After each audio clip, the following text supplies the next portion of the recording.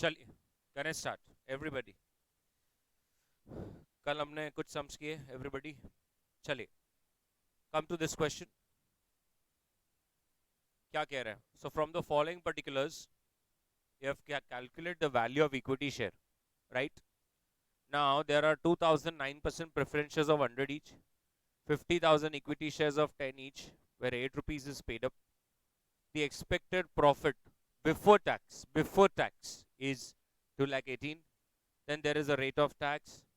You also have to transfer to general reserve every year 20%. Question कहता है अगर normally company 15% तो market में दे ही देती है, पर अब कसं करायचं? So tell me, in this case the start point will be profit before tax, right? Which is 2 lakh 18,000. Agreed? उसमें से सबसे पहले आपको क्या लेस करना है?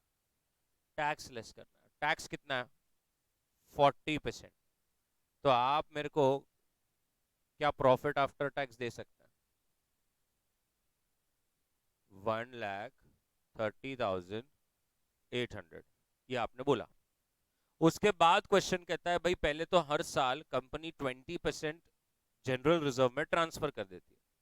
So less transfer to general reserve, 20% transfer कर दीजिए।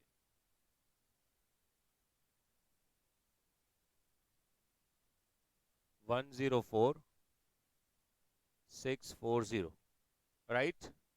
अब इसके बाद आपको फिर पे करना पड़ता है आपके प्रेफरेंस शेयर होल्डर्स को dividend. So less preference dividend, preference dividend है 2 लाख पर 9%, 18,000। अब तब जाकर आता है net profit available to equity shareholders. बताइए 86,640, क्या बात है? और मुझे तो मालूम है मेरी इन्वेस्टमेंट टोटल कितनी है, 4 lakhs। Therefore हम तो जो रिटर्न जनरेट करके देते हैं वो है हाउ मच? 21.6%। हम तो इतना रिटर्न जनरेट करके देते हैं। बताइए मार्केट में क्या भाव चल रहा है? मार्केट में 8 रुपए शेयर का भाव चल रहा है।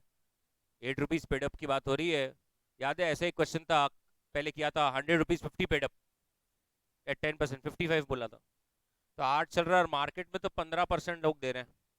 सो 8 इंटू 21.66 अपॉन 15, 11.55। परफेक्ट, बना लीजिए।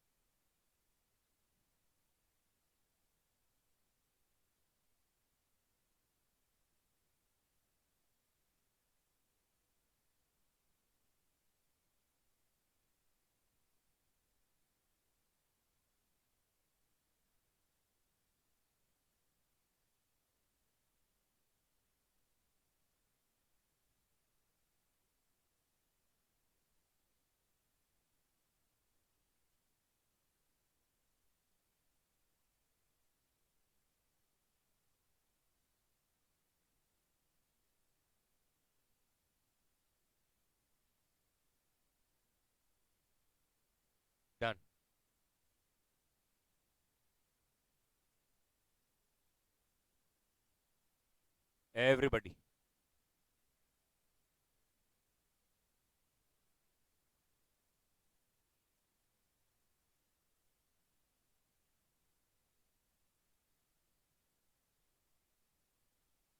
Come to this question.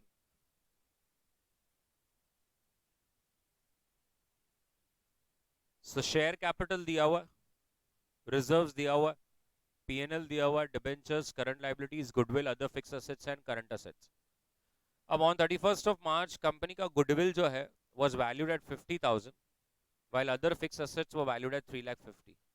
The net profit for the last 5 years is 51,600, 52,000 and 51,650. Every year it is compulsory for us to transfer 20% profit to general reserve. ना नॉर्मली ऐसी companies market में 10% return तो दे ही देती है, तो आपको बताना है फिर से वैल्यू क्या होगी. Now what do you feel, what data in this question is useless for us?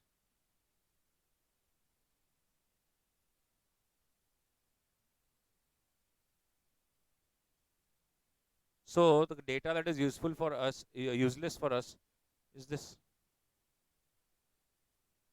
Now I don't know how many people are, मतलब कल जाकर कितने लोगों ने बुक खोला. मैं पिछले कल का सेशन और आज का सेशन मिला के 20 से 25 मिनट से घुमा रहा हूँ, और आपको ये भी नहीं समझ रहा है कि मैं सीक्वेंस में जा रहा हूँ जा रहा हूँ जा रहा हूँ जा रहा हूँ, फिर मैंने कल थोड़ी देर के लिए सीक्वेंस में चेंज किया और मैं फिर से पीछे से फिर से ऐसे जा रहा हूँ, क्योंकि बैक टू बैक पिछले 10 क्वेश्चंस में 2 बार ऐसा क्वेश्चन आया कि एक बार वो आपको बुक वैल्यू कैलकुलेट करने का फोर्स कर रहे हैं, जहां पर आप प्रॉफिट्स पर नहीं फोकस करते हो, बैलेंस शीट पे फोकस करते हो. What you do is you take your assets की वैल्यू माइनस लाइबिलिटीज की value and then you divide by the number of shares and get your book value. And the another aspect is not by focusing on the net asset value method but by the yield method. और जब भी वो yield method की बात करते हैं तो फिर आपको प्रॉफिट निकालना होता है, आप कितना परसेंटेज निकाल के देते हो और उसके हिसाब से करना होता है. तो ये क्वेश्चन अब मैं आखिरी ले रहा हूँ क्योंकि अब इसके बाद ये मेथड नहीं है. तो क्या हुआ था इस क्वेश्चन में, आप देखेंगे पहली जो 2 लाइनें हैं वो आपकी असेट्स की रिवैल्यूएड नंबर्स के बारे में बात करता है, और फिर वहां से तुरंत सेकंड लाइन से क्या होता है, प्रॉफिट्स के बारे में चर्चा होना शुरू हो जाती है. तो अब अगर एक नॉर्मल स्टूडेंट है, उसको अगर वो अभी तक क्लैरिटी आई नहीं है कि मुझे बैलेंस शीट पर्सपेक्टिव से नेट एसेट वैल्यू निकालना है या प्रॉफिट के नंबर्स को लेके यील्ड मेथड से सॉल्व करना है, तो फिर वो 100% कंफ्यूज होगा. अब अगर आप देखेंगे अंत में उन्होंने फिर चुपचाप से बोल दिया हमें तो यील्ड मेथड से ही चाहिए, तो मुझे बैलेंस शीट के रिवैल्यूड नंबर्स से कोई अब लेना देना नहीं होता, मुझे तो सिर्फ खेलना है प्रॉफिट से ही. Right, thank you. सो अगर आप देखेंगे, अब पहली बात, मेरा जो प्रॉफिट है यहाँ पर भी आप देख सकते हैं, मेरा जो प्रॉफिट है उसमें ट्रेंड नहीं दिख रहा है. अगर ट्रेंड होता ना तो मैं वेटेड एवरेज लेने वाला था, बट यहाँ पे ट्रेंड नहीं दिख रहा है. तो सबसे पहले average of profit for last 3 years, पिछले 3 साल में जो प्रॉफिट्स हुए हैं 51,600, 52,000, 51,650 डिवाइड बाय 3, 51,750 है ना, 51,750. ये 51,750 मेरा एवरेज प्रॉफिट है. फिर क्वेश्चन में बोला है कि कंपलसरी क्या करना होता है, ट्रांसफर करना है जनरल रिजर्व को कितना, 20%. सो आप जब वो ट्रांसफर कर लोगे तो 41,400 बचेगा. और आपको तो मालूम है आपकी इन्वेस्टमेंट कितनी है, 4 lakh. So return is 41,400 upon 4 lakh into 100, 135, 10.35, 10.35 कमाते हो. Therefore वैल्यू ऑफ शेयर 10 रुपए का है, और मार्केट में क्या रिटर्न दे रहे हैं लोग,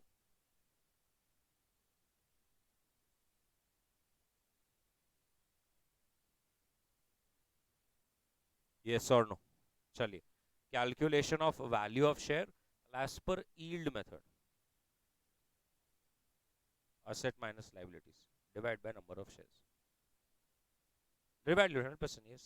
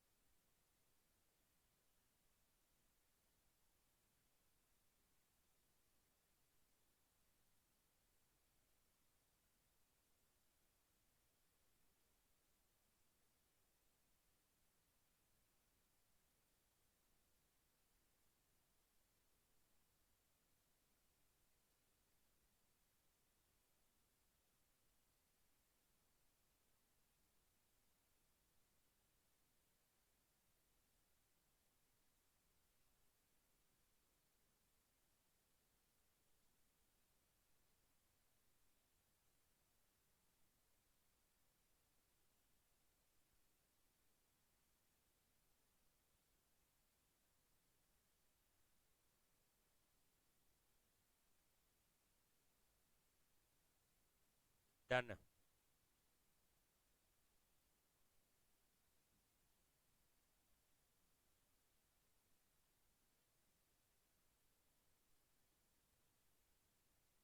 question 24। Question 24। Hero. So Hero का डिविडेंड 3.5 था अभी, और डिविडेंड्स जो है वो 6% से ग्रो करने वाले हैं। अगर रिक्वायर्ड रिटर्न 15% है तो क्या आप वैल्यू पर शेयर निकाल के दे सकते हो? Come on start. बहुत बार हो गया अब।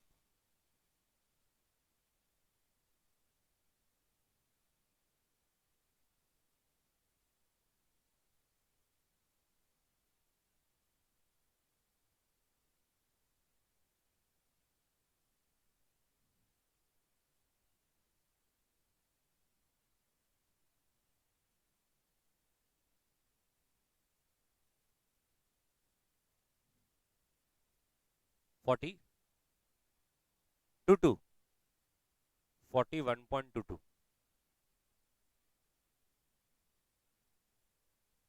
बरोबर। और बीबिट अब बोलते हैं, अगर मैं बोल दूं कि प्राइस 50 है तो इसको जस्टिफाई करने के लिए क्या ग्रोथ रेट होगी? लो बोलो, मतलब कहना है इसे फिर से वही एक्सरसाइज, बट इस बार उन्होंने क्या गायब कर दिया? Growth growth rate. तो 3.1 1 प्लस जी अपॉन 0.15 माइनस जी। जी की वैल्यू ढूंढ के दो।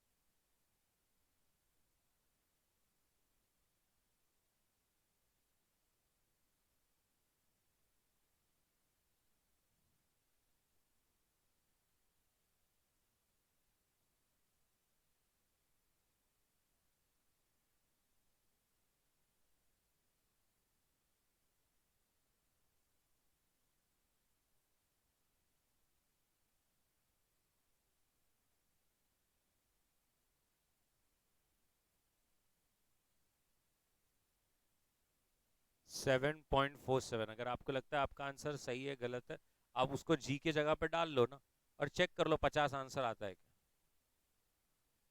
आप जी के जगह पे अपने ग्रोथ को पुट कीजिए और चेक कर लो 50 आंसर आता है क्या। अगर आ रहा है तो सही है सर, नहीं आ रहा है तो दिक्कत है।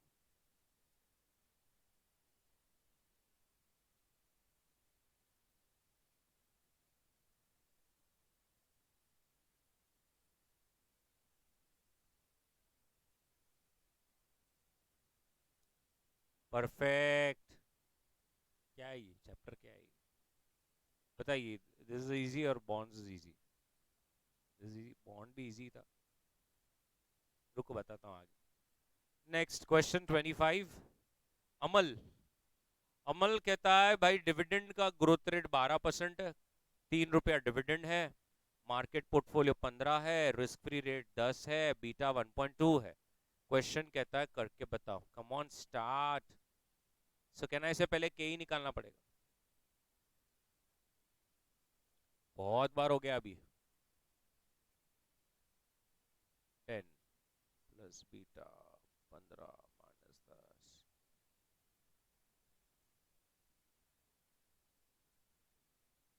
Sorry ma'am, 16 3 1.12 0.16।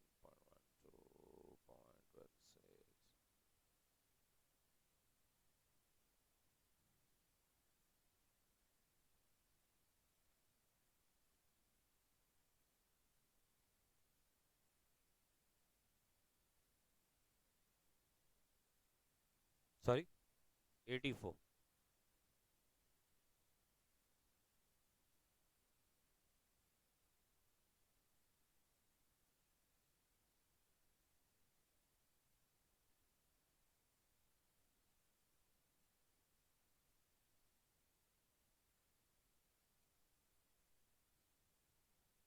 Done. Next question. भाई ये क्वेश्चन को 5 स्टार मार्क दे दीजिए, इसमें आपको नए नए फॉर्मूला सीखने मिलेंगे। 5 स्टार मार्क दे दीजिए, इसे करके ही जाना, इसे करे बिना जाना नहीं। अच्छा, मैं इसलिए नहीं बोल रहा हूँ कि नीचे यहाँ पे ऐसा लिखा हुआ है ये परपेचुअल ग्रोथ मॉडल, अरे Gordon model is only formula, वही वही है वो, उसके लिए नहीं। इसके में वैल्यूज ढूंढना बहुत इंपॉर्टेंट है, राइट। सो क्या देखते देखते हैं तो क्या बोल रहे हैं, बुक वैल्यू दिया है 137.8 and return on equity is 15%। Company का पॉलिसी है कि 60% तो हम लोग रिटेन करते ही हैं। अगर हमारी एक्सपेक्टेशन 18% की हो तो फिर शेयर की वैल्यू क्या होगी, बताइए। क्या लगता है, कुछ थोड़ा सा सोच पाएंगे आप? क्या डेटा मिसिंग है, क्या डेटा निकालना पड़ेगा? हमारा वही फॉर्मूला है D1/KE-G। डिविडेंड निकालना पड़ेगा, that is one thing. Another, के ई, मेरे को के ई तो दिख रहा है, अपॉर्चुनिटी कॉस्ट ऑफ कैपिटल 18%, तो के ई तो है मेरे पास। ग्रोथ निकालना पड़ेगा, दैट इज करेक्ट, ग्रोथ निकालना पड़ेगा और डिविडेंड निकालना पड़ेगा, ये दो ही चीजें जो आपको निकालनी है। यस और नो? ओके, तो अब एकदम अच्छी तरह से देखिए। सबसे पहले, what is the formula of book value per share? What is the formula of book value per share? Net assets divide by number of shares, और I also can say share holders funds divide by number of shares. अरे, एक asset minus liability करो कि direct share holders funds बोलो? अच्छा, what is the formula of return on equity? PAT divide by number of shares, मतलब share holders funds. तो अब इधर देखो मैं क्या कर रहा हूं।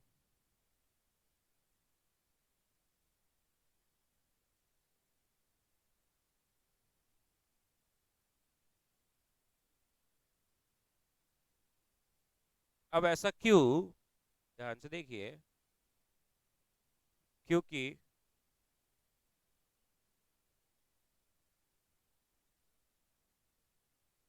सही है, और जब मैं आरओई लिखता हूं तो हम बोलते हैं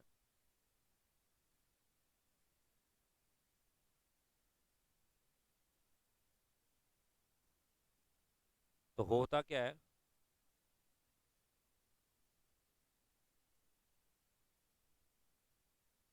तो बच क्या जाता है, PAT divide by number of shares, that is EPS. So therefore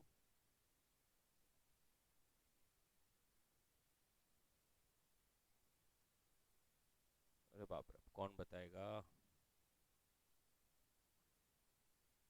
sorry sir, 20 that is first thing that we calculated, earning. Now this line हम रिटेन 60% करते हैं, मतलब डिविडेंड 40% देते हैं। रिटेंशन रेशो एंड पे आउट रेशो आर ऑलवेज 100% ना total. कोई बोलता है मैं मेरी कमाई का है ना 70% उड़ा देता हूँ, तो मतलब 30% बचाता हूँ। कोई कहता है मैं मेरी इनकम का 90% बचाता हूँ, मतलब 10% उड़ा देते हो। तो कोई बोलता है मैं 60% रिटेन करता हूँ, मतलब 40% आप डिविडेंड में उड़ा देते हो। तो इसका मतलब है, नया फॉर्मूला, फॉर्मूला नहीं, ये कॉमन सेंस है, बट ठीक है, कि डिविडेंड पे आउट रेशो कभी भी ढूंढना है तो it will be 1 minus retention ratio, that is 1 minus 0.6, that is 0.4, that is 40%। 40% आप डिविडेंड की तरह बांटने वाले हो। तो इससे फिर अब और चीज निकल जाती है कि dividend per share is equals to earning per share into dividend pay out ratio. Yes और नो?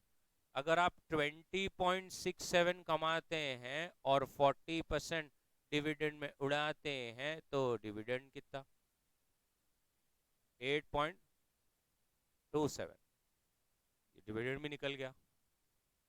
अब बच गया तो सिर्फ एक, ग्रोथ, इसका फॉर्मूला आपको आज मालूम पड़ेगा। तो ग्रोथ कब होती है एक इंसान की? जब वो अपनी कमाई का कुछ परसेंट बचाता है या उड़ा देता है। बचाता है, बचाएगा तो ही ग्रोथ होता है, यस और नो? तो याद रखना आज के बाद, ग्रोथ का formula is ROE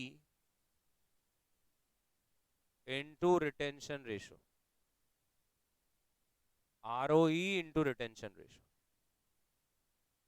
ROE into retention ratio.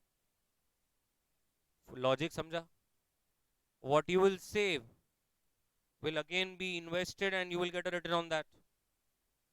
So अगर कोई बोलता है तुम्हें मालूम है हम तो 60% बचाते हैं, तो 60% जो बचाया है अब वो इन्वेस्ट होगा, आप उसको भी ग्रो करोगे, आपका आरओई क्या है?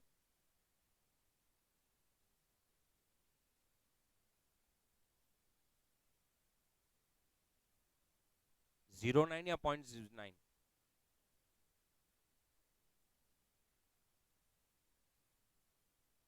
Will grow at 9%, right? याद रखना, ROE into retention ratio is the formula. अब बहुत बार आने वाला है, अब तो आपके पास सारे हथियार हैं। therefore value of share, you know, d1 upon ke minus g. What is d? 8.27 growth,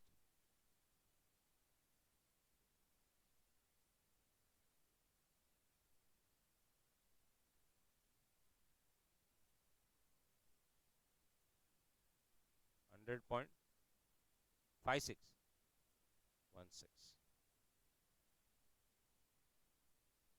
मस्त, perfect, very good, thank you. कर लीजिए।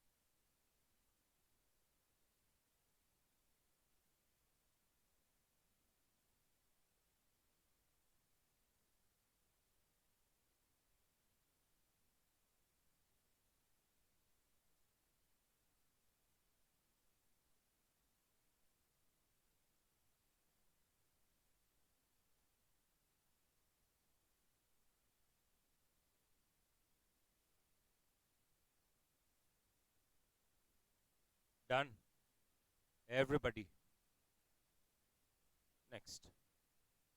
Very nice question. Come to this question now. Following is the capital structure of a limited. Equity share दिया हुआ है, premium दिया हुआ है, reserves दिया हुआ है, नेटवर्थ दिया हुआ है. अब ये क्वेश्चन आपको सिखाएगा जब बोनस शेयर्स आते हैं तो शेयर्स की वैल्यू कैसे करी जाती है. तो अब मैं 2-3 क्वेश्चंस बोनस शेयर्स पे ले रहा हूँ. अगर आपको ऐसा, अगर आप कुछ क्लासिफाई करते हो कैटेगरी वाइज, जैसे yield method, book value method, CAPM method, तो जैसे ये 27, 28, 29 बोनस वाला पार्ट पे चलेगा. ठीक है. सो मिस्टर एक्स ने 100 शेयर्स परचेज किए हैं 1 अप्रैल 2002 को at a market price of 30. On 1 April 2006 company ने बोनस इशू करा है 2:5 का, और उसने सारे शेयर्स बेच डाले 31 मार्च 2008 को at a market price of 50 come dividend. उसको 20% टैक्स पे करना पड़ता है डिविडेंड इनकम पर और 15% कैपिटल गेन्स पर. अगर कंपनी रेगुलरली 10% का डिविडेंड तो देती ही है, तो क्या आप बता सकते हो कि क्या इस व्यक्ति ने एटलीस्ट उसकी जो एक्सपेक्टेशन है 10% की वो फुलफिल करी या नहीं करी. 1 मिनट आपके लिए, उसके बाद हम साथ में करेंगे.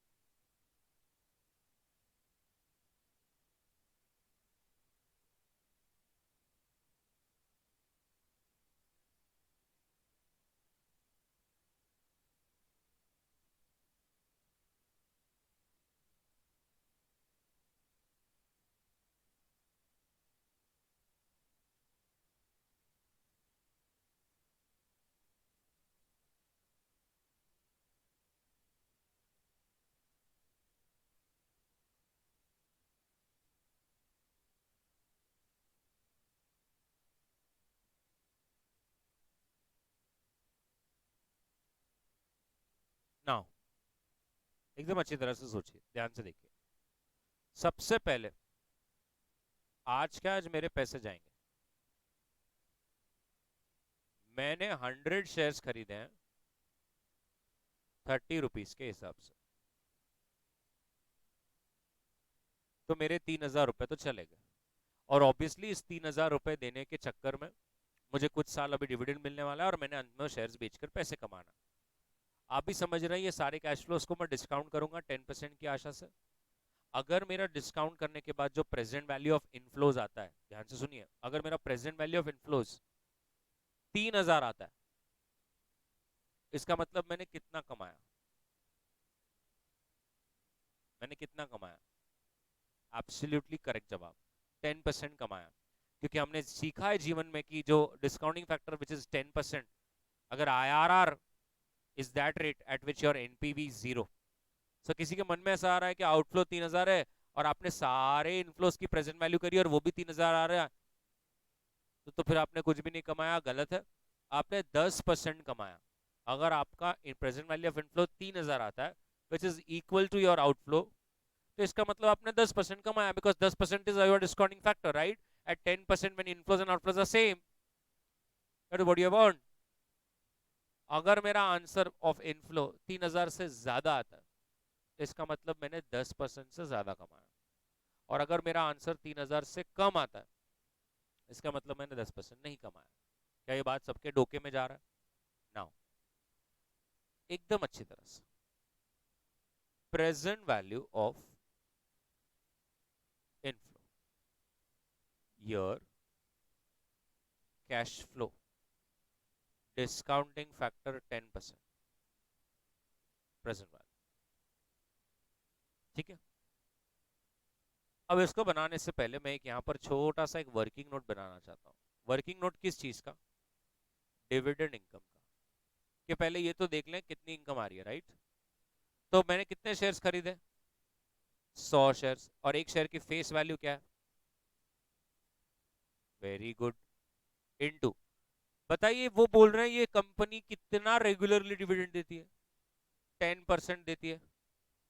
और जब भी वो डिविडेंड 10% देती है, मुझे टैक्स भी भरने को आता है. कितना? 20. तो मेरे हाथ में सिर्फ 80% बचता होगा इसका.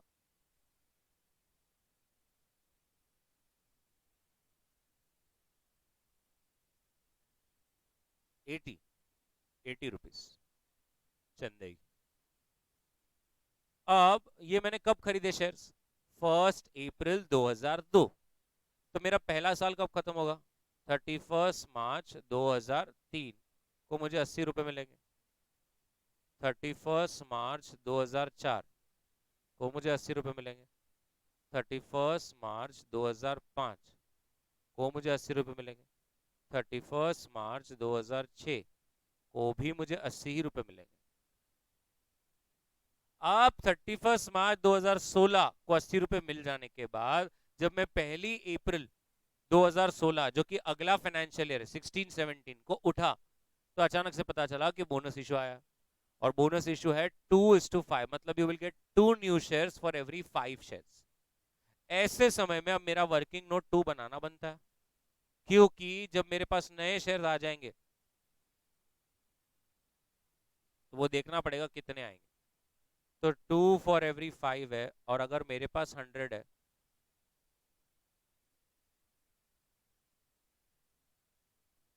therefore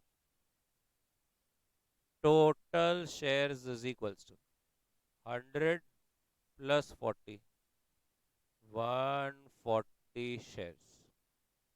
तो मेरा इससे वर्किंग नोट 3 बनता है कि अब मेरी रिवाइज डिविडेंड इनकम भी आएगी ना।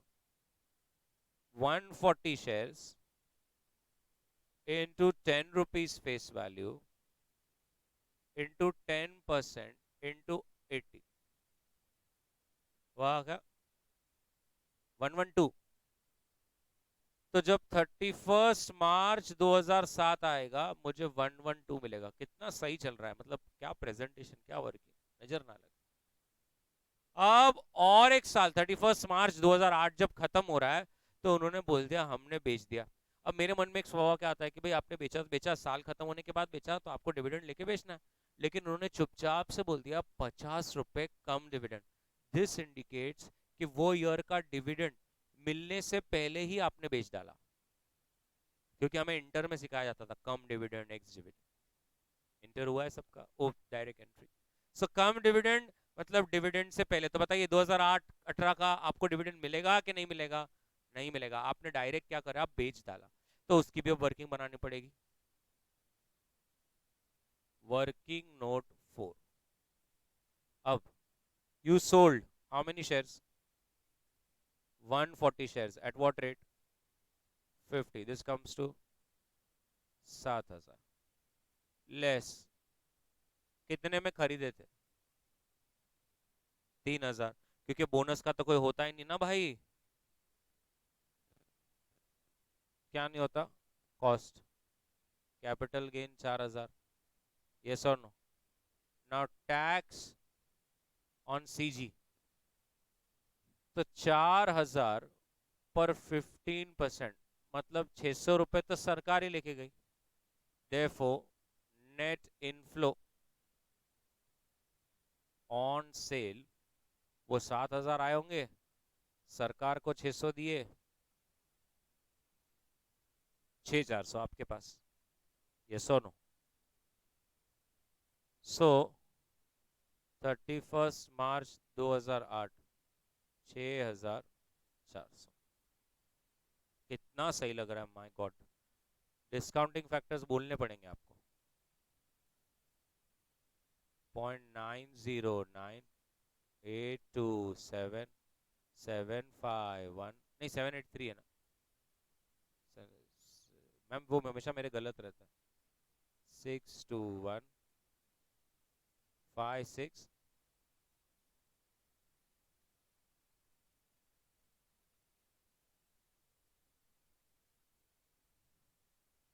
वो हमारे यहाँ पे लोग टैग करते हैं धड़ धड़ गलत धड़ धड़, तो थोड़ा दिक्कत हो जाता है।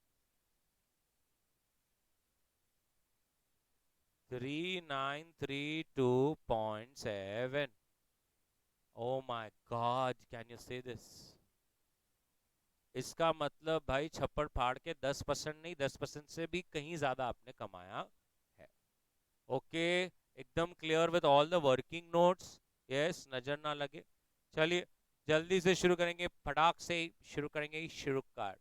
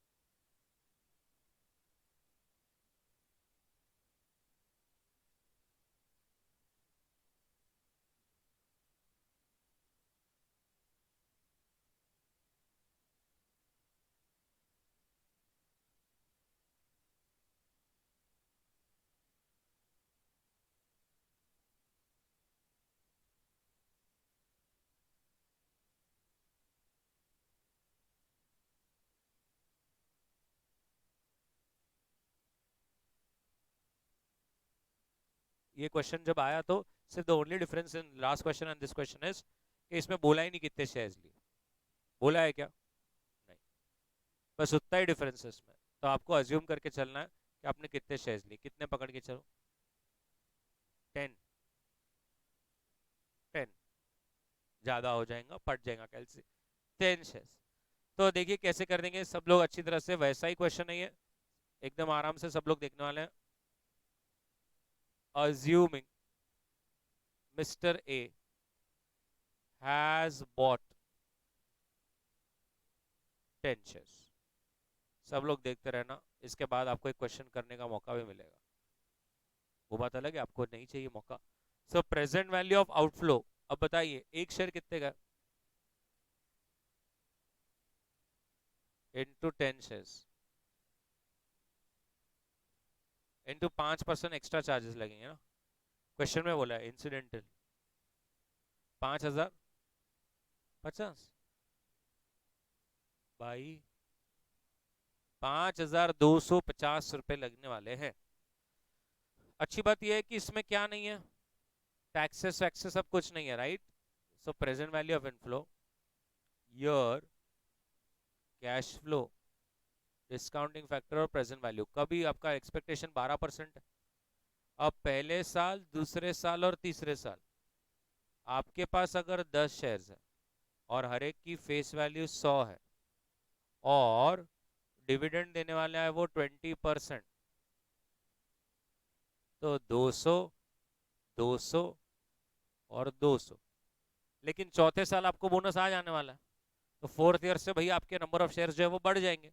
अब आप यहाँ पर देख सकते हैं आपका जो बोनस रेशो है वो 1:5 है, तो जहाँ 1:5 और आपके पास 10 शेयर है, तो आपको एक्स्ट्रा कितने मिलेंगे, और दो, हाँ चिंदी क्या कर लेंगे, दो में। तो यहाँ पर फोर्थ ईयर में अब आप क्या बोलोगे, आपके पास 12 शेयर्स है, 100 रुपीज फेस वैल्यू है और 20%, 240। बताइए सबको क्लियर है क्या, ये ऊपर पहले 3 साल 10 शेयर्स और बाद में 12 शेयर्स, यस मेरे को वर्किंग नहीं बना रहा, आप बनाएंगे आप।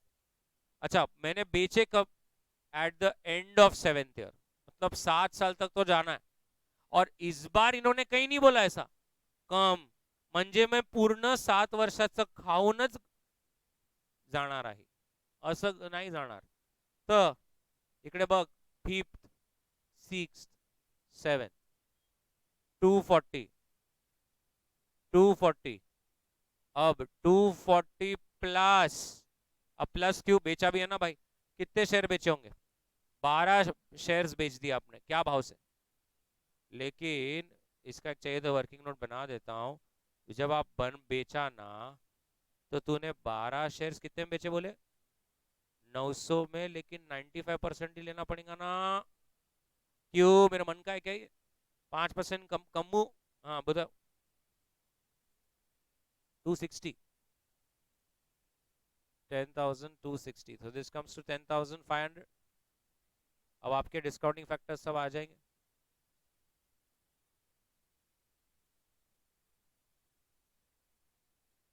8 9, हाँ हाँ हाँ हाँ हाँ हाँ, ओके। तो what is the present value of inflows,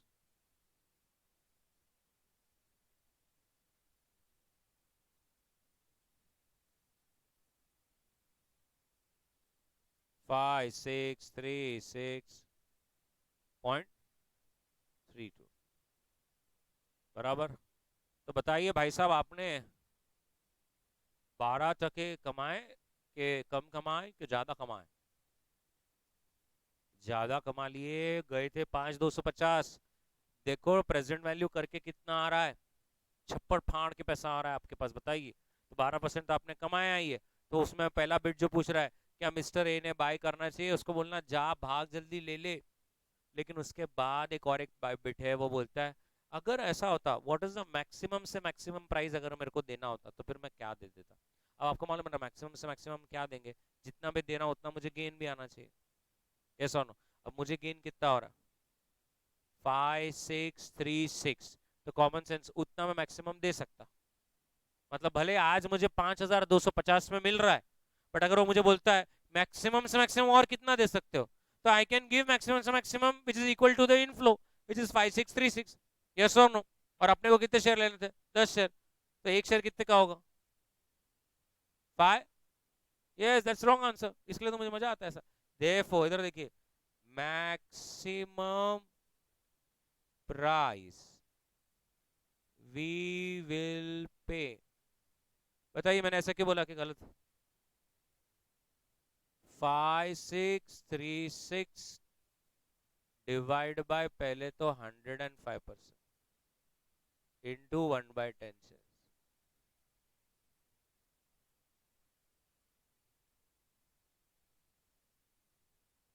536। बताइए ऐसा क्यों किया मैंने?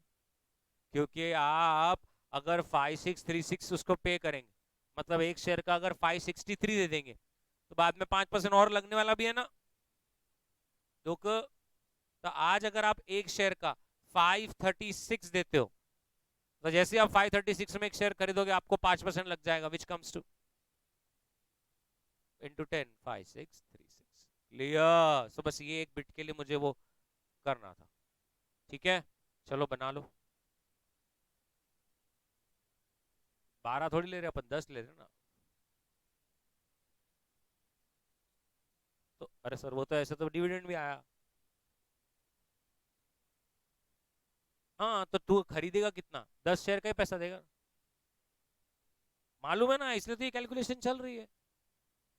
आप कैसे इवैल्यूएट करते हो कि मैं ये खरीदू कि नहीं खरीदू? तुमने मिस्टर ए को क्यों कैसे बोला कि तू ये ले ले? कैसे बोला? तूने कैसे बोला जब 5636 आया विच इज ग्रेटर देन 5250, तभी बोला ना कि ले लो ले लो। तो मतलब तुमको मालूम है ना ये सब होने वाला है। सर जब तक मुझे कोई बताएगा नहीं, मैं कैलकुलेट कैसे करूं? ऐसा तो क्वेश्चन के स्टार्ट से बोल रहे 5 साल बाद हमारी ग्रोथ रेट इतनी रहने वाली, कैसे मालूम पड़ा तुझे? स्टडी करने के लिए, क्वेश्चन सॉल्व करने के लिए तो वो डेटा देंगे ना मेरे को। अब आज मुझे क्या लेने कितने हैं, मैंने कितने मैक्सिमम लेने चाहिए, मुझे मालूम है मेरे को 5636 का बेनिफिट होने वाला है। तो आज मैंने कितने लेने चाहिए 10 शेयर के लिए, क्योंकि मुझे 10 ही लेना है। 10 लूंगा तो उस बराबर मुझे आने वाले समय में डिविडेंड भी मिलेगा और 2 बोनस भी मिलेंगे। 12 लेंगे तो फिर तो और ज्यादा मिल जाएंगे। वो तो कैलकुलेशन है ही नहीं अपना। चलिए सबसे पहले लिखना है assuming mister X bought 10 shares, और फिर शुरुआत करनी है। शुरुआत।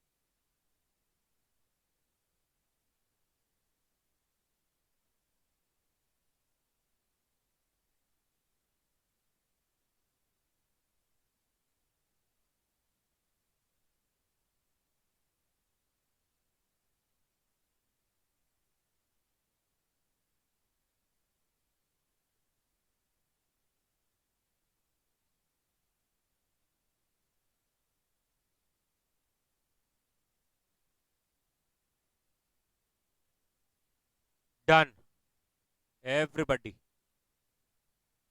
यस, ठीक है बाबा, आप झगड़े मत करो, want to try one some, okay. Question 29, I will give you 10 minutes.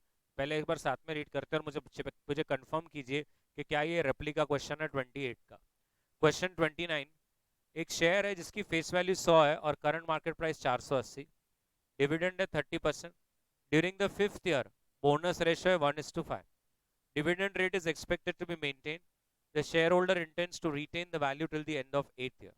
Now at that time the share का वैल्यू 1000 रहेगा, जब भी परचेस करोगे सेल करोगे 5% का खर्चा आएगा, कोई डिविडेंड नहीं, कोई कैपिटल गेन पे टैक्स नहीं। अगर 15% की आशा है तो मैंने क्या करना चाहिए, और फिर what is the maximum price you can pay? It's a ditto same question of 28, just for practice. Start please. 5 minutes.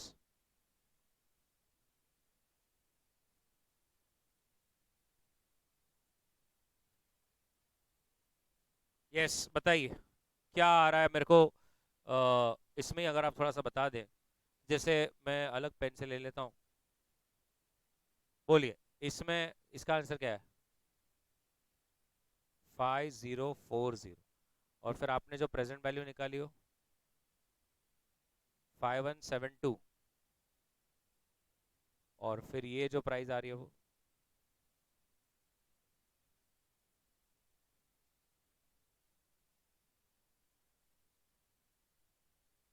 बोलिए ऐसा ही है क्या। प्रोमिस,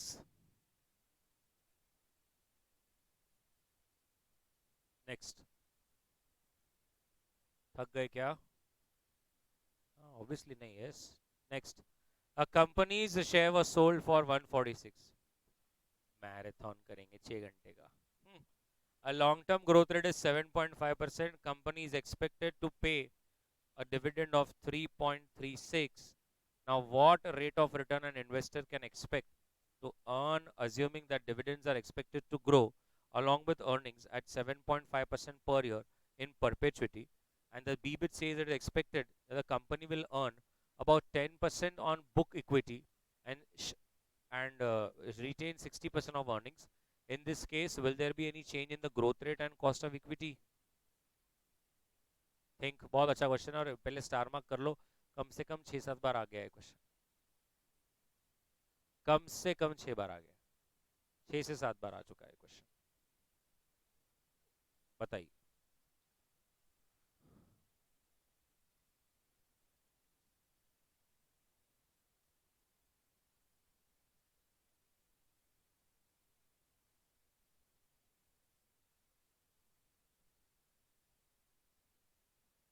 सो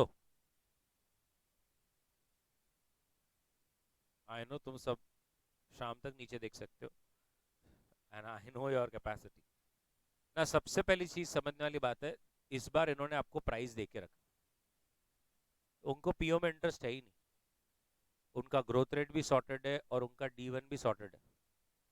आपको एक चीज निकालनी है, वेरी गुड, के, इसीलिए उन्होंने बोला what rate can investor expect to earn, तो आपको के ही निकालना है। अब आपको मालूम है ना, फॉर्मूला एक्चुअली ऐसा ही था बचपन से, यस और नो। वो तो अपन P0 निकालने के लिए लिखते हैं D1/K-G, but the actual formula is this. So 3.36, 146, what is the growth rate बडी।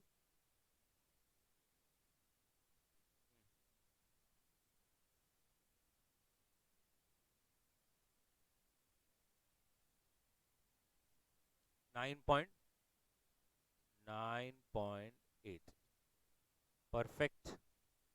लेकिन अब सेकेंड बिट, पैसा वसूल, वो कहता है, कंपनी बोल रही है हम लोग 10% ऑन इक्विटी कमाते हैं and also retain 60%। In this case क्या ग्रोथ रेट में चेंज होगा और कॉस्ट ऑफ इक्विटी में चेंज होगा। Absolutely perfect. अब आपने देखा मैम ने कैसा अच्छा दिमाग लगाया, उन्होंने देखा कि 10% अर्न करेंगे, मतलब आपकी आरओई 10% है, और आप रिटेन करोगे 60%, इसका मतलब रिटेंशन रेशो जो है वो 60% है, तो आपका ग्रोथ रेट क्या हो जाएगा? 10% इंटू 60%, दैट इज 6%। तो आपकी ग्रोथ रेट बदल गई, तो वो क्या बोल रहे हैं? Will there be a change in growth rate and will there be a change in K again? तो ये ग्रोथ रेट भी चेंज होगा और के भी चेंज होगा। अब जब ये क्वेश्चन आया ना, तो बच्चे जो थे उन्होंने ऐसा ही किया कि 10 इंटू 60, 6% ग्रोथ रेट, तो ये जो अपना 7.5% है उसके जगह पे 6 लगा दिया और फिर से आंसर ला लिया। कुछ हुआ कुछ नहीं, उनको फिर से अटेम्प्ट देना पड़ा। तो हम ऐसा नहीं कर सकते। अब क्यों नहीं कर सकते बताइए? वेरी गुड, कैन आई से ये नंबर ही बदलने वाला है अब पूरा। अब आप बोलोगे सर ये नंबर क्यों बदलेगा? सब लोग इधर देखिए स्क्रीन पे जो मैंने पहले से किया। अगर पहले ग्रोथ रेट 7.5 था, अब इधर देखिए आरओई को तो नहीं बदल सकता कोई, आरओई तो आपने बना लिया है, पास को तो कोई बदल नहीं सकता। अगर पहले आरओई 10% था और आपका ग्रोथ रेट अगर पहले 7.5 था, इसका मतलब तो पहले आपका रिटेंशन रेशो 75% था। यस और नो? आपका पहले रिटेंशन रेशो क्या था? 75%। वो तो आप अब चेंज कर रहे हो अपने रिटेंशन रेशो को। तो जो बच्चे बॉर्नविटा नहीं पिए कभी, कहना ही से अपने पास D1 है, पहले तो उसको D0 पीछे लाना पड़ेगा, फिर और पीछे लाकर पहले तो क्या असली ईपीएस था वो ढूंढना पड़ेगा, फिर असली ईपीएस जो है उससे नया डिविडेंड रिटेंशन रेशो से D0 आएगा, और फिर नए ग्रोथ रेट से डिविडेंड आएगा। बताइए क्या ये फ्लो समझ में आ रहा है आपको? Sir, everybody. तो मैं कैसे लिखता हूं ध्यान से देखिए पहले। Earlier growth rate was 7.5% and ROE was 10%. Now growth rate is ROE into retention ratio. तो ग्रोथ रेट 7.5 था, ROE 10 था, ग्रोथ का पता नहीं था, सॉरी रिटेंशन रेशो का पता नहीं था, therefore रिटेंशन रेशो पहले 75% था और डिविडेंड पे आउट रेशो 25% था। ये बात हो रही है भाई साहब अर्लियर की। नाउ के सिनेरियो में अब आरओई अगर 10% है और आप मेरे को बोलते हो कि मेरा रिटेंशन रेशो 60% है, मतलब common sense dividend pay out ratio 40% है, तो मेरे को अब अगर मेरा ग्रोथ रेट निकालना है तो 10 इंटू 60, अच्छा ऐसा कर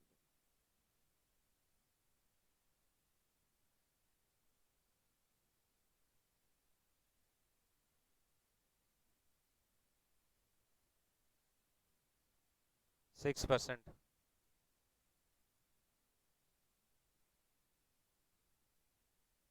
यस और नो? तो 6%। तो अब ये डायग्राम आप समझ रहे हैं क्या हो रहा है? अब इधर देखिए, ये तो समझ गया। नाउ ओल्ड में आपका डिविडेंड D1 3.36 था, और सबको मालूम है कि D1 कैसे निकलता है, D0 में ग्रोथ ऐड करके। तो अब मैं क्या कर रहा हूँ, पीछे जा रहा हूँ, 3.36, मुझे नहीं मालूम क्या डिविडेंड था, बट ये जरूर मालूम है कि पहले ग्रोथ रेट, तो D0 क्या होगा?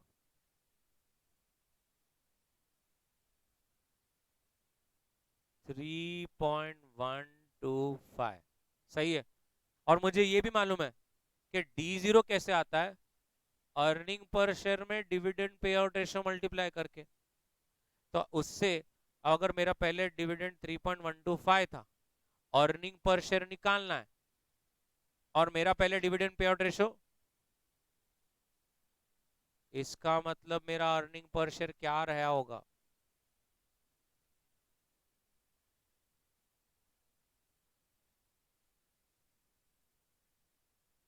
क्या है आज, वो भी सुबह सुबह 9 बजे? 12.5 है। नाउ अब इसको मेरे को रिवाइज करना है।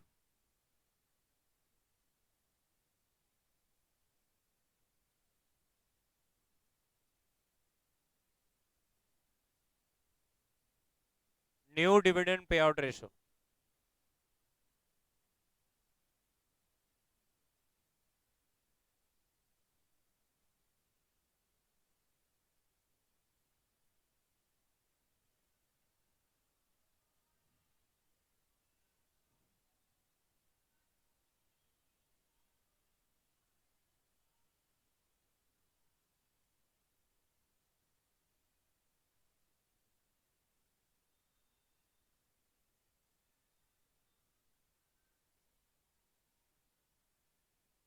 डन।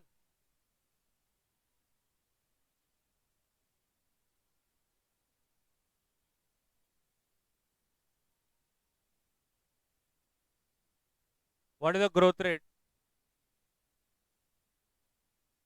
ये 5 आ रहा है ना, so that comes to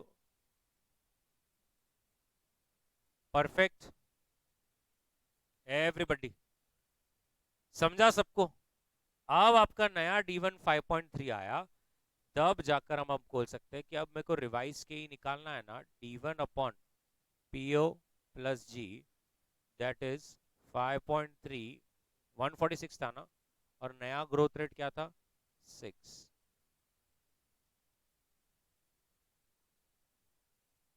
9.6।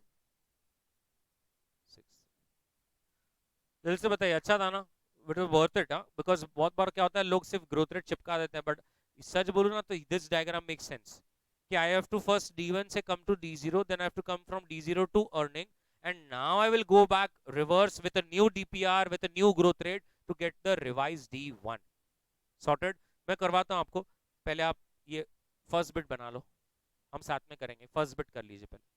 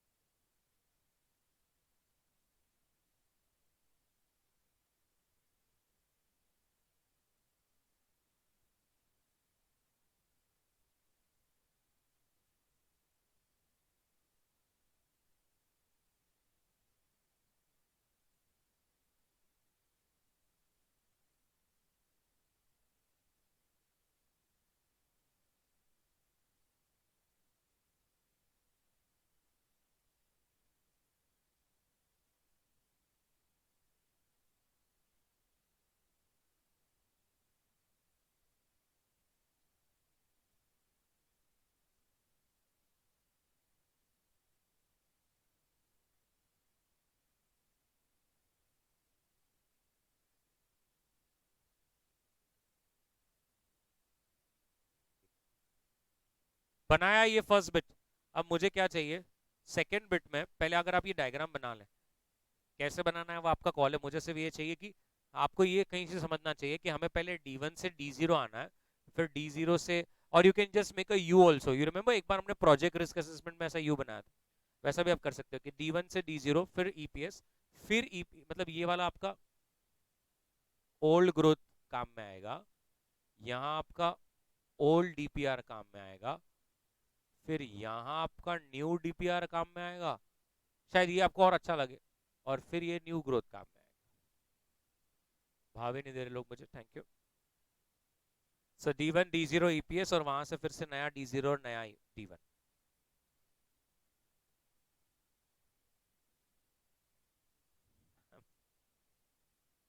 Done everybody. अब आप ये दोनों एक के नीचे एक बना लीजिए, अर्लियर और now, so you get all the details with us कि पहले क्या था और अब क्या है.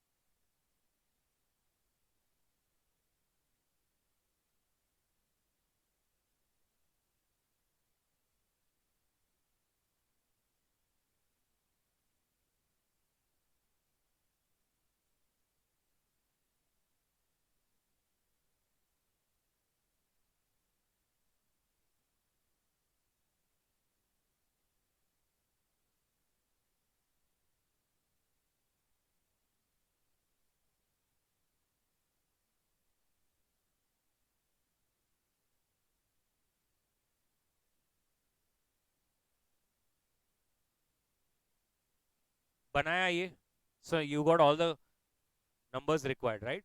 And now we can calculate.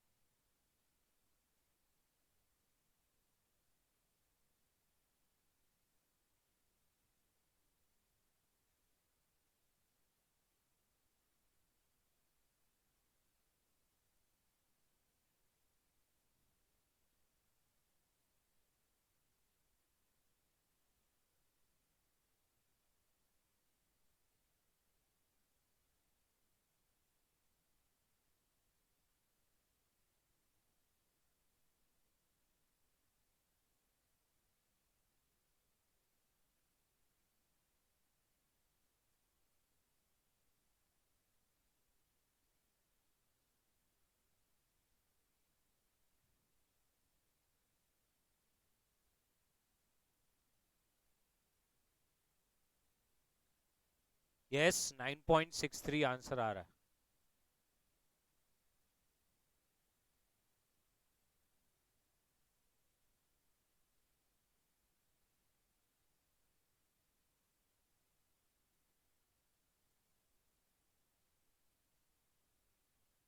बढ़ जाऊं आगे. Everybody, come to next question. Star mark again. 5-6 times this question has come. बहुत इंपॉर्टेंट क्वेश्चन, बहुत बार आ चुका है. सिंपल बट आ बहुत बार चुका है. Now, a share of a tension free economy is currently quoting at a P ratio of 7.5 times, और उसका जो रिटेन अर्निंग्स है वो 37.5 है, विच इज 3 पर शेयर। तो क्वेश्चन कहता है क्या तुम पहले के ही निकाल के दे सकते हो अगर मेरा ग्रोथ रेट 12% हो तो। अब सोचिए थोड़ा सा, क्या निकालना बाकी है या हम क्या निकाल सकते हैं इसके अंदर, कैसे होगा। आपको देखो उन्होंने क्या बोला है, क्या निकालना है, के ही, मतलब आपको ये डिटेल्स चाहिए सारे, है ना। अब आप ही सोचिए आपको, आपके पास क्या क्या नहीं है या क्या क्या है।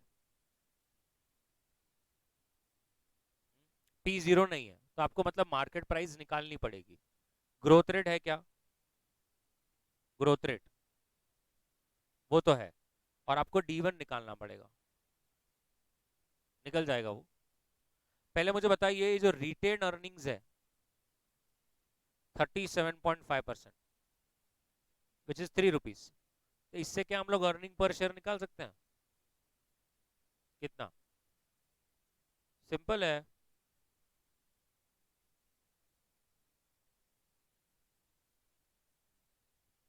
बोल ना दादा, इज द करेक्ट आंसर। अब इधर देखो, अगर रिटेंशन रेशो 37.5% है, विच इज 3 रुपीज, तो common sense dividend pay out ratio 62.5 रहेगा, विच विल बी 5। इसका मतलब यही हुआ ना, 100% जो आपने कमाया वो 8 रुपीज है, जिसमें से आपने 37.5 3 रुपया रिटेन किया और 5 रुपए बांट दिया। अब देखो आपको डी भी मिल गया, यस और नो। और सबको पता है कि P ratio is MPS upon EPS. अब आपको पास पी रेशो है क्या, मार्केट प्राइस नहीं है लेकिन अर्निंग पर शेयर है क्या, therefore market price that is PO, वो भी है। मिल गया ना सारे details. Therefore K is equals to what is dividend 5, what is growth rate upon 60 plus growth rate.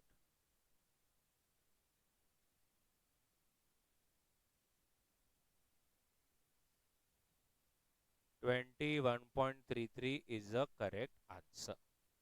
Perfect, बना लो पहला बिट।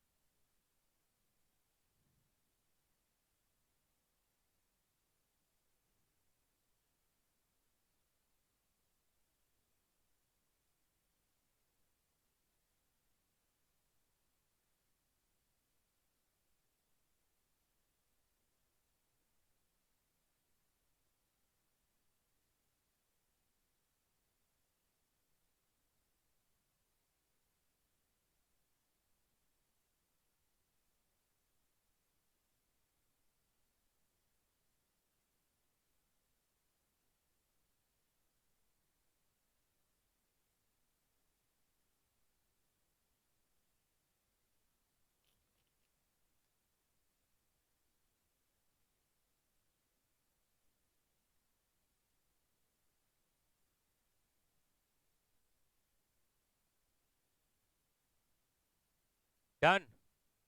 सेकेंड बिट क्या बोलता है, सेकेंड बिट बोलता है सिर्फ एक ही चीज कि अगर ग्रोथ रेट 13 हो जाता तो फिर से, अगर calculate the indicated market price with the same cost of capital.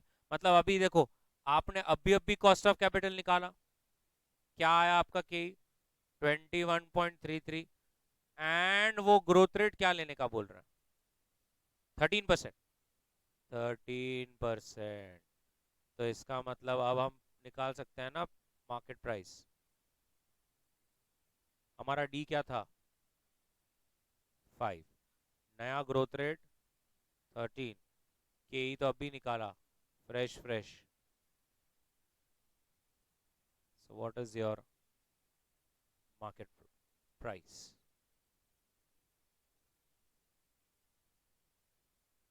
60.5।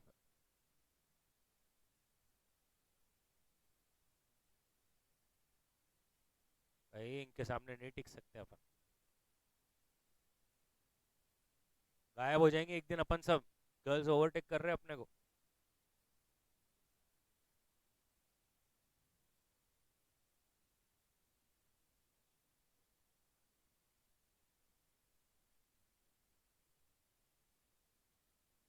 Done.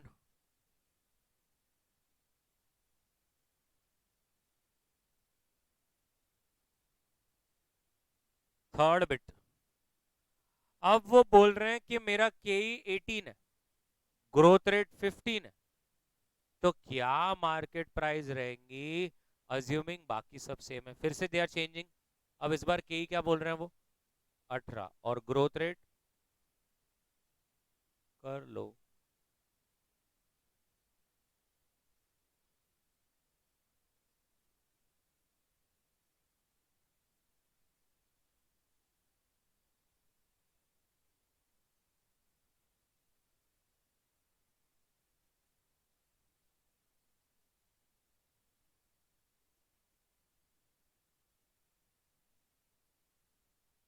Perfecto,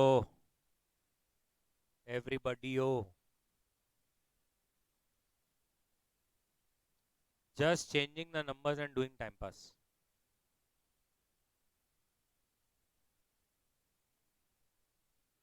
It can be only used in those scenarios where KE का दूसरे तरीके से कैलकुलेट करना असंभव है। It is the last option that can be used. Because केई को calculate करने के बहुत सारी मेथड्स है, जिसमें से केई को कैलकुलेट करने की एक मेथड है अर्निंग्स यील्ड मेथड, जिसके अंदर ही सिर्फ केई का फॉर्मूला ईपीएस अपॉन एमपीएस आता है, जिसको हम रिवर्स करें तो P ratio MPS upon EPS आता है। बट केई को कैलकुलेट करने की तो बहुत सारी मेथड्स है। केई सिर्फ ईपीएस अपॉन एमपीएस से नहीं आता, केई तो R F plus beta into R F minus R F से भी आता है। Next question 32। काफी लोग एक अलग इसमें थे कि बस हो जाएगा। क्वेश्चन 32, रानी, बस ये रानी आखिरी है। रानी हैज इन्वेस्टेड इन ऐसी कंपनी जिसके डिविडेंड्स जो है 5 साल तक 15% की स्पीड से ग्रो करेंगे और उसके बाद 5% पर स्टेबल हो जाएगा। क्या आप बता सकते हो क्या वैल्यू होगी अगर अभी डिविडेंड 4 रुपए बटा था और आपकी जो एक्सपेक्टेशन है वो 6% की है? तो कहना है सही, ये हमारे बचपन वाला सम है।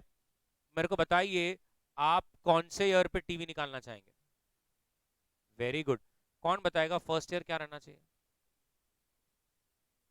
बहुत बढ़िया, 4.6 सही बोला आपने। 4.6 के बाद 5 नेक्स्ट,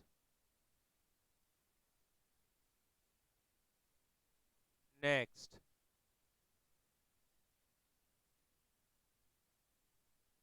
नेक्स्ट 8 अब टीवी 5D6 के माइनस जी 8.05, 5% आप ऐड करेंगे, बताइए। सॉरी,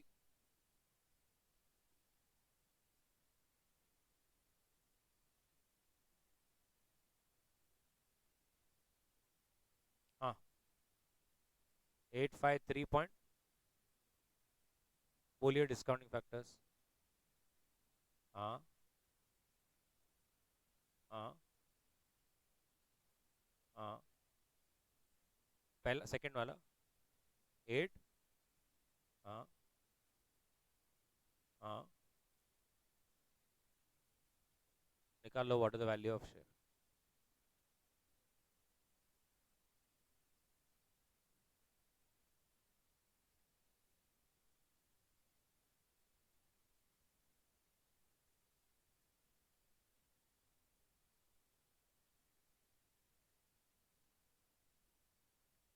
चेक कीजिए 455.41 ही आ रहा है क्या?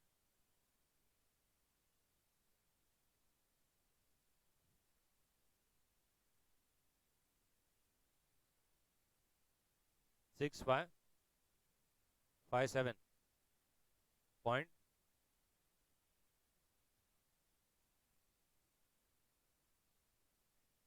बना लीजिए प्लीज।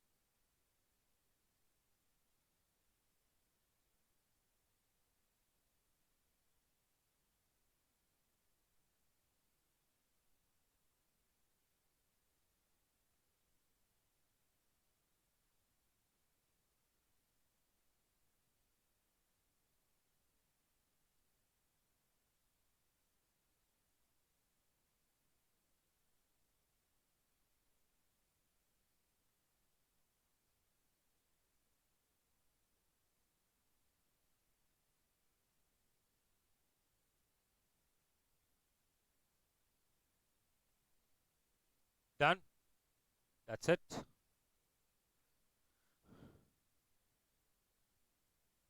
ओके, चलिए।